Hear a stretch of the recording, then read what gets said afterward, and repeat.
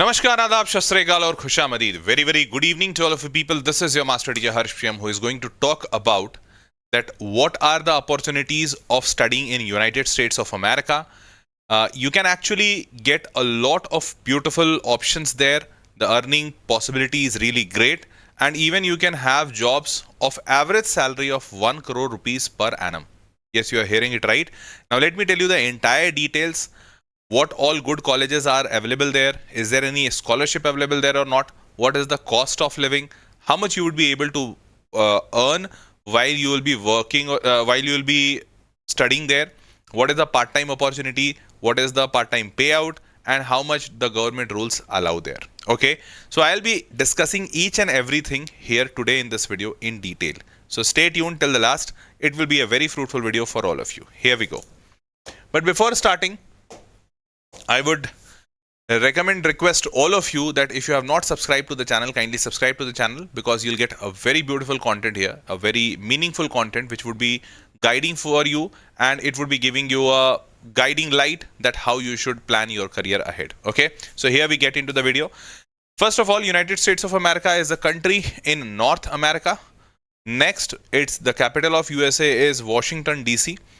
Official language spoken there is American English. So English is of different types. American English is a little of different English from what we speak here in India. In India, we speak the Britain English. You can say UK English. Okay. United States, US dollar is the currency there. $1 is around 85.72 Indian rupees. Now the distance of United States of America from India is around 13,600 kilometers.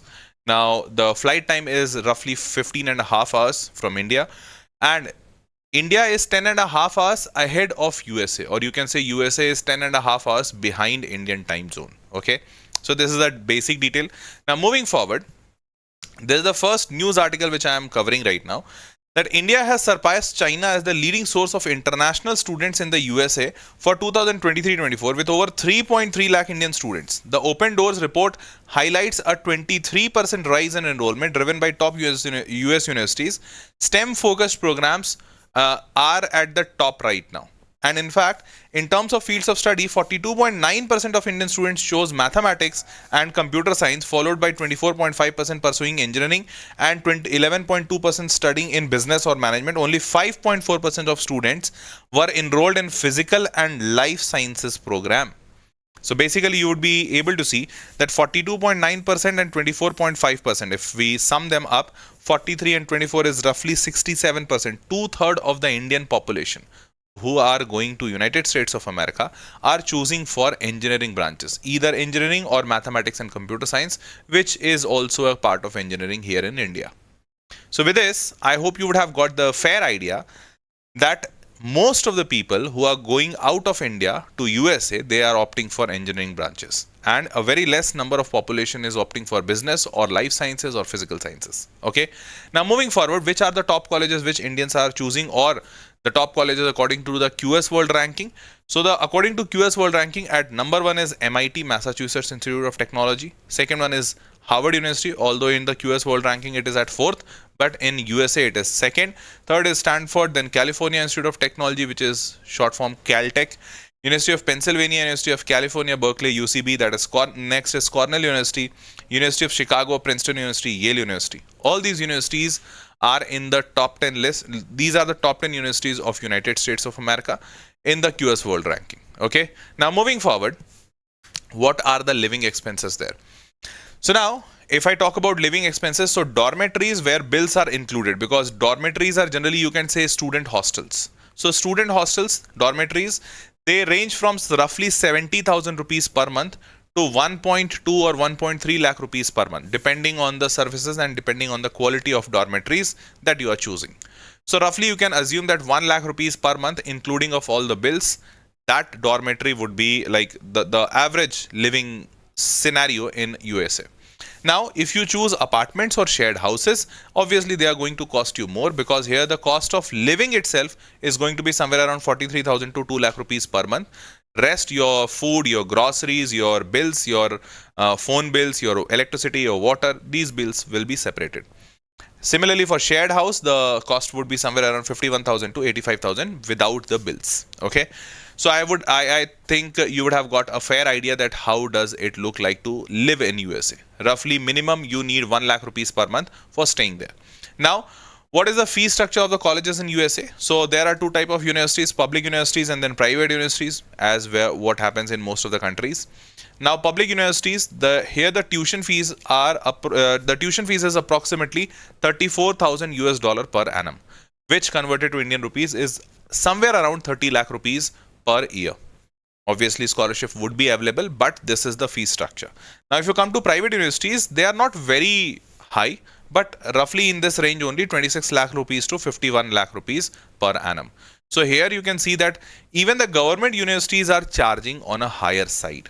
Okay, so this is the information. Now moving forward, next comes that what is the earning opportunity there in USA. So earning opportunity, when we talk about here, the per hour payout in US dollar is on a lower side, because if you convert this, so it's 10 US dollar to 15 US dollar per hour. That's the basic bare minimum pay. Now, if you convert it comes out somewhere around 900 to 1200 rupees per hour. Now, if you calculate and 20 hours work every week is allowed there in USA, if you convert this, it comes out somewhere around 70,000 rupees to 1 lakh rupees per month. Now, you would have seen that even for a dormitory, shared dormitory, the entire living cost would be itself 1 lakh rupees per month. So, if you are earning in part-time, this part-time would be able to cover only your living expenses, nothing else. So for the entire college fees, your university fees, you will have to take some other help, either some financial aid or some loans, or you'll have to finance it by yourself. But you won't be able to do it by working part-time there. Now, the big reason for this also is that off lately, you can say in last 20-30 years, USA has seen a tremendous influx of foreign migrants, especially from India. And because of that, the labor market has gone down, the cost of labor market has gone down, and because of which the labor is very cheap in USA. Because USA being a prime destination even for other countries, migrants to for them to move. And hence, because of that, the labor market in USA has always been comparatively cheaper than other European countries or Western countries. So that is why the payout is not that great in part-time scenario. Although after once you are done with your graduation, then the payout is good. Now moving forward, which all scholarships are available? So one of the famous scholarship being is Tata Scholarship for Cornell University. This scholarship this has been endorsed by the Tata Trust, by himself, Mr. Ratan Tata. And after that, so in this scholarship, what happens that this scholarship is jointly offered by Cornell University and Tata Education for Development Education and Development Trust. Covers full tuition fees, expenses for undergraduate studies at Cornell, covers funding for 4 years of degree. So this entire thing is covered. Now, eligibility is that you should be an Indian citizen, attended secondary schools in India, offered admission to Cornell as an undergraduate student, and eligible for need-based financial aid. So this is important that you should be eligible for need-based financial aid. Your financial background should show that you are in a need of this scholarship. Then only it would be given. Okay. Now moving forward, there is one more scholarship. So these are few of the scholarships which I am showing. So one more important thing, that the scholarships available in USA are university based. They are not generic scholarship being given by the government for that you can, if you get eligible for that scholarship, you can take admission to any of the college and government would pay for that. No, that does not happen there. So there would be scholarships based out of universities or specifically for that university. So this scholarship is for Cornell University. This scholarship is for University of Idaho. So similarly, whichever university you are getting selected for, you'll have to check scholarship with that university. Okay. So one of this is You Are Welcome Here scholarship. You Are Welcome Here scholarship is for University of Idaho. Here they cover 50% of your tuition fee up to 4 years. So they won't cover your entire expense. They would cover only the half of the tuition fees. Next, open to first year international undergraduate students. Eligibility: be a first year international applicant to University of Idaho.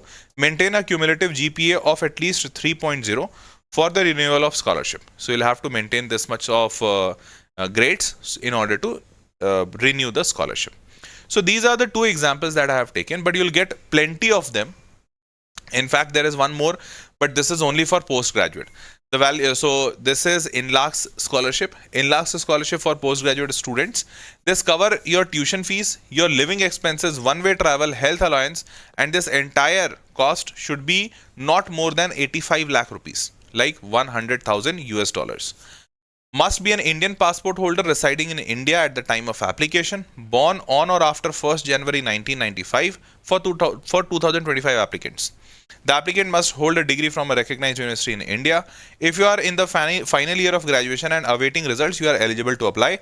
Required minimum percentage: social science, humanities, laws, arts, architecture needs 65% and mathematics, science, environment needs 70%. Okay, so this is a postgraduate scholarship.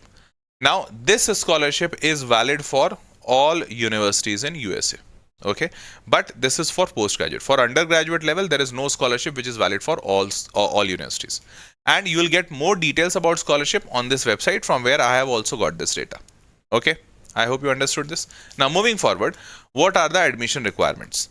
So, for undergraduate students, there are two primary admission requirements. First is standardized test score, that is SAT, or you can even take ACT test.